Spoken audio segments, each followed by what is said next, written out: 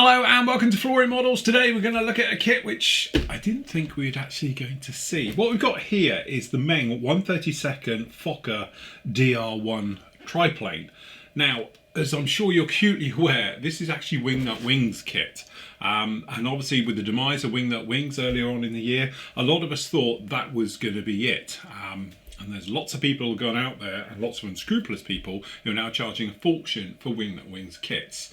Now, there was always a rumour going around, which I sort of believed, that Meng were actually doing the injection moulding for Wingnut Wings. And again, I've never had that concrete evidence that that's how it was or anything else, because there seems to be a lot of tight-lipped, there's a lot of gossip going on about Wingnut Wings, but a lot of people who were so-called informed and were talking about Wingnut Wings have been proved wrong when Meng actually released it, which sort of then fills me with a little bit of, well, perhaps that's what Meng were doing, the actual moulding for Wingnut Wings. Perhaps Meng might have taken a bit of a deal where instead of being paid for perhaps some work that they've been given technically this one to do and to be able to release it. Are we going to see more by Meng? Are we going to see all the Wingnut Wings released by Meng?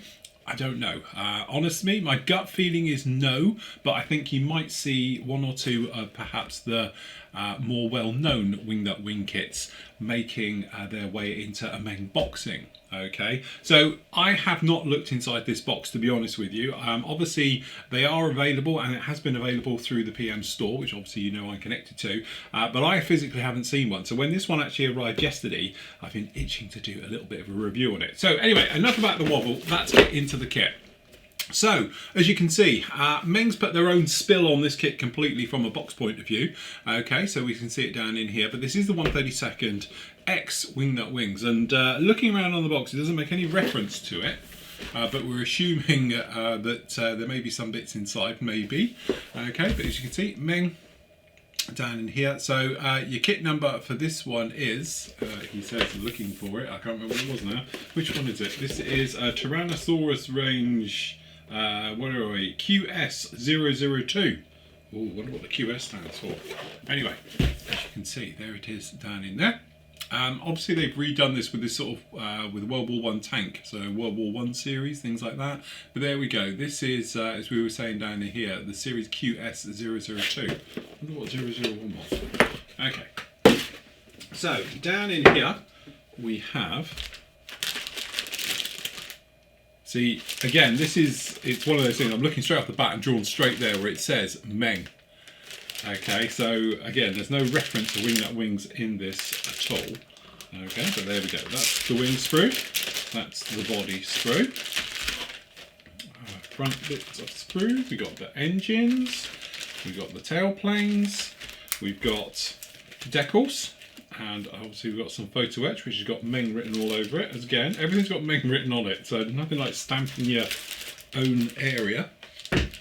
Okay, so down in here, as we saw on the last Meng kit which we reviewed, which was the new Warrior, we've got these little inlay cards, which makes you wonder if you couldn't just stick them all in a folder. So we got these cards, which if it's like the other one, will be in multiple languages, which it is. Okay, so there we go. That's the English translation down in there. And again, so there we go. So in theory, you could start popping these all in a folder for keeping them. But it says obviously a little bit, but so we've got a translation one of it. A little bit about it down in there. Okay, so the book. Now this is the interesting part for me, so I want to know if it's a Wingnut Wings manual. Oh, it's close. Okay, so very similar to how the Wingnut Wings one was done as well. So we've got, it's not quite Wingnut Wing-esque for a manual for the instructions for it, but it's very, very close. So let's just say they've taken some liberty, shall we say, on this one. So nice colour system, which is great because it picks out all the smaller parts down in here. So we've actually showing you about the harnesses, how it sort of flips back through the seat, various things like that as well. So nice touch with that. 4 versions in this one. Okay, so we've got 4 different marking options, and then obviously working our way down in here with the cockpit area going right the way through, all the usual things to open up.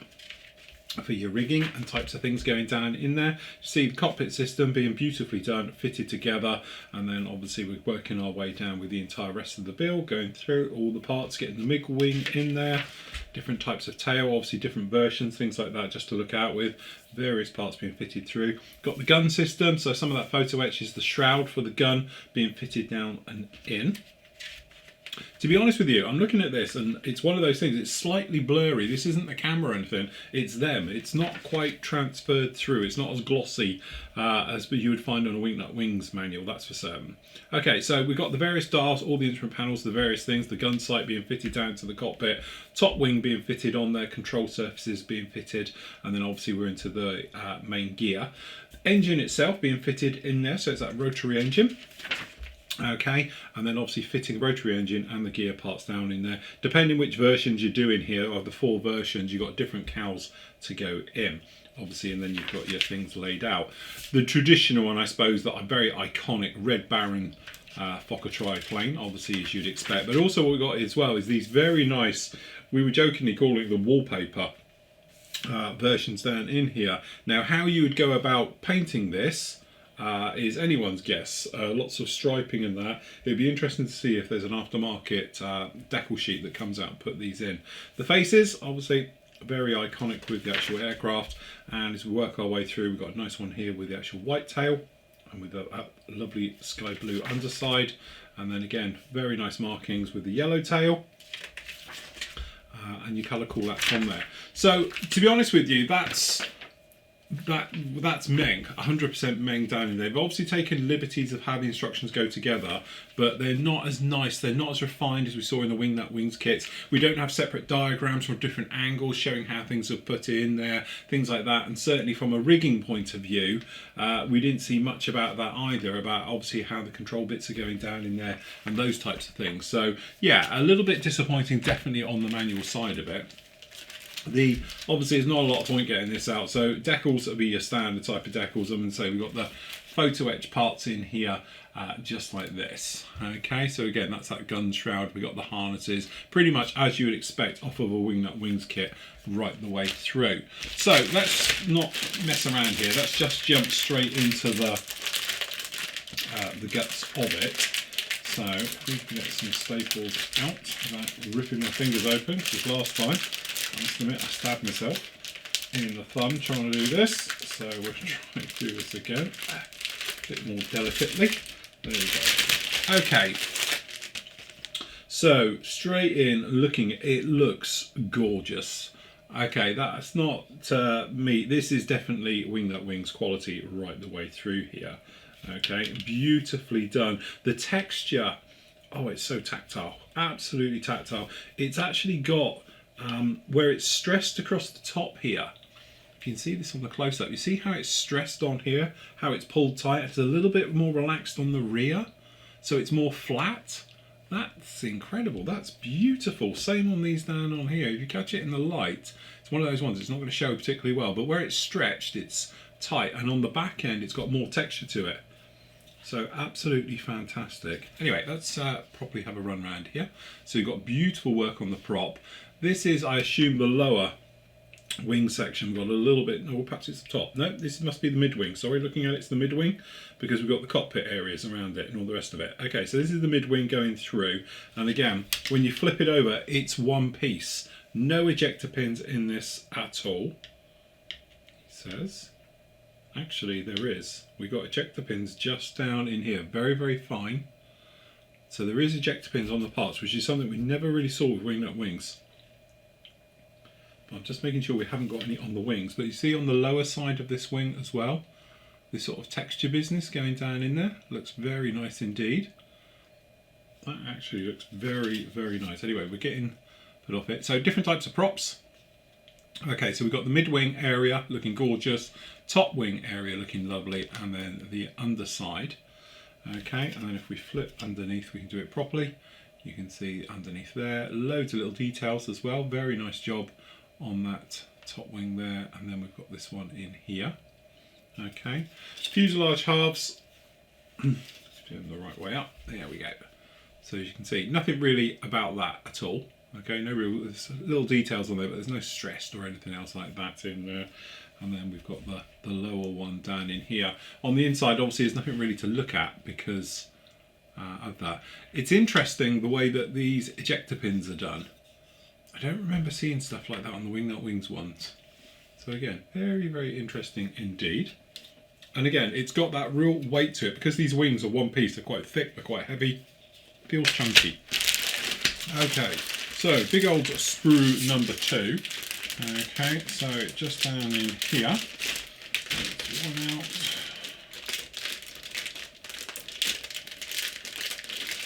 Number 2. Okay, so this is sprue A, as you can see, full as always. And again, there's no sink marks, there's no nasties, there's no bits. There's a little bit down there, I'm not even sure what that is. We're going to have to check that. I assume it should be there the way that is. We'll look at that more closely in a minute. But anyway, on the close-up, looking round, all the parts, as you can see.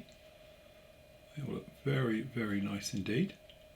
Got the guns. So again, you've got normal or shrouded. So if you don't fancy bending photo etch, you don't have to. You've got the full piece there. We've got the cockpit framework. And then down here. Now I'm just looking at these little edges here. I don't know if that's a little bit of flash off of it because this one down in here has got it as well. I think they're a little bit of flash. Again, unusual. Something you would never see with Wingnut Wings. Okay. I'm just looking how this is. It looks like that's an ejector pin, but I don't know. It's very, very hard to tell. It's very, very faint if it is. It's very nicely done. Okay, but generally, say working up through the middle, very nicely done. And again, the sharpness of this is absolutely fantastic. Very, very nice. Okay, and again on the blind side. I'm having a good old look round. It looks good to me. Very, very nice. I take it this is the spinner bolts and things like that on there. Looking very, very good indeed. Yeah, I have to say, love it. Very nice. Okay, so down into the tails and cowlings and things like that.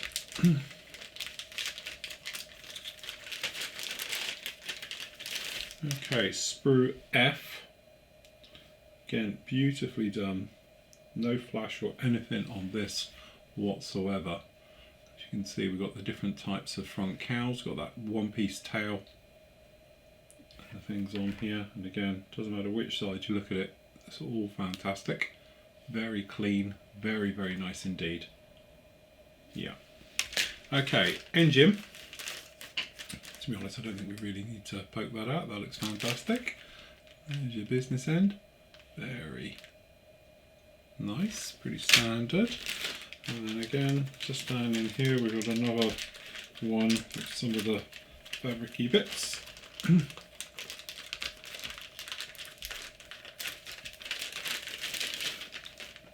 Okay, sprue D. You can see very, very nice with the prop, and again with the heads of the bolts. It's all looking very, very good. Again, it's strange because obviously different companies use different plastics and things like that. That all looks very, very nice. Okay, last up we've got the clear parts, which aren't much to be honest. But again, crikey, that's a tight fit. Okay, some of the small parts here. See, beautiful little sprue, very nice. And they are absolutely crystal. Beautiful. Very, very nice indeed. There we have it. We thought we'd never see it. We have. It's odd because, as I say, I've built quite a few Wingnut Wings kits now, and when you review them and obviously when you build them, they've got that certain crispness about them, that certain nicety about it. To me, it looks just like Wingnut Wings in all the parts, the way they're done, the way the wings are, the way it goes together, and everything else. But we are lacking that Wingnut Wings. It's not literally just Wingnut Wings with a main name on it, because the instructions aren't as good as you'd find on a Wingnut Wings. There's little tiny bits of flash all over it, which again, you'd never see that with Wingnut Wings.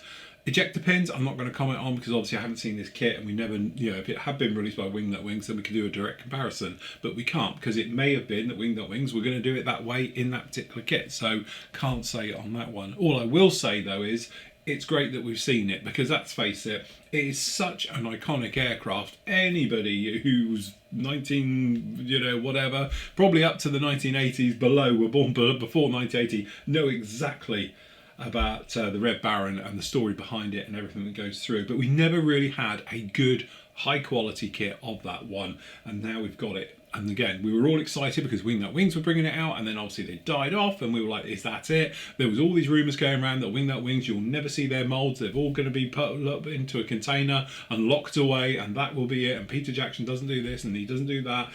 And there we are, Meng released the Wingnut Wings, Fokker triplane. So again, it's just one of those. It was a beautiful surprise. It is a lovely kit, and again, if you're into your World War I aircraft, or you're just obviously a fan of the Red Baron, things like that, the history that goes with it and all of those, this is going to be an absolute must for you, even if the kit wasn't even that good. But it is that good, and it's a fantastic kit, and everybody should go out and buy one. So it's an absolute must from me. It is available as always through the PM store, so if you want to grab yourself one, you can do it there. Last up, they do another version that does come with a bust of him, so it's just literally from the chest up. I can't remember what scale that actually is, but Matt has got it. And if you want to join us on tomorrow's show, which will be the 30th, or is it the 1st?